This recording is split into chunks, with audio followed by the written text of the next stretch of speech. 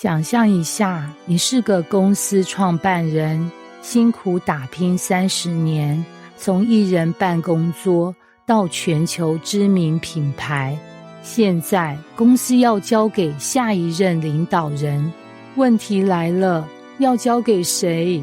怎么选？选错了，整个王国可能毁于一旦。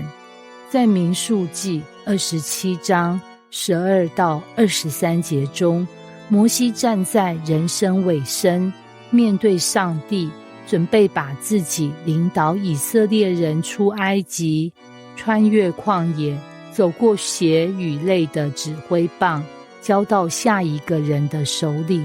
这是个大到不能失败的任务，而神给了摩西一个答案：约书亚。但交棒真的这么简单吗？这段经文描述了摩西登上亚巴琳山，神让他远远望见应许之地，但他自己无法进入，只能把带领以色列百姓的任务交给接班人。摩西没有坚持不放，他反而为百姓求神兴起一位新的牧人。神指明了约书亚，一个有神灵在他里面的人。于是摩西公开在会众前立约书亚为领袖，并把权柄交给他。这段故事关于谦卑交托，也关于未来。晨曦咖啡是一间拥有30年历史的本地老字号，创办人陈伯是个地道的老台南人，靠着一手烘豆技术，把晨曦咖啡从街边小店做到连锁品牌。但年近70，陈伯知道是时候该退休了，接班人必须慎选，否则苦心经营的一切很可能毁于一旦。陈伯有2个选择，第一个是表现出色的营运总监 Mark， 外表光鲜，谈吐流利，业绩数字漂亮，但私底下常常用小手段压制同事，大家对他又敬又怕。第二个是小婷，一个从基层做起的女孩，默默耕耘，了解咖啡，了解人心，也深得同事们的尊敬。只是小婷不善于自我包装，外表朴素，没什么领袖气场。董事会私下劝陈伯，选 Mark 吧，外形好看，说话厉害，能撑场面。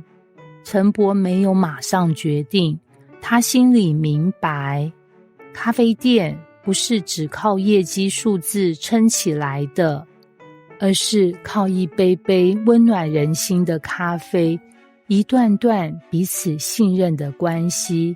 于是他设下了最后一道考验，他安排了晨曦之夜，邀请老顾客、供应商、所有员工参加一场感恩晚会。过程中，陈伯故意临时消失，让2位候选人自己面对突发状况。供应商突发抱怨，员工临时出错，客人需求不断。Mark 一开始油嘴滑舌，但当供应商提出批评时，他当场黑脸。当员工出错，他严厉指责，场面僵掉。而小婷呢，他耐心倾听供应商的抱怨，当场道歉，并提出补救方案。员工出错时，他第一时间先安抚，再带着他们快速补救。客人有需求，他微笑着加班到最后一刻。结果不是数字说了算，而是整个晚会的氛围说了算。晚会结束，陈伯回到现场，看到的是一张张放松快乐的笑脸。他拍拍小婷的肩膀，当着众人的面郑重宣布：从今天起，小婷将接下晨曦咖啡的旗帜，带我们走进新的时代。现场掌声雷动，有些员工甚至热泪盈眶。后来晨曦咖啡在小婷的带领下，不但守住了老味道，还开创了新的品牌故事。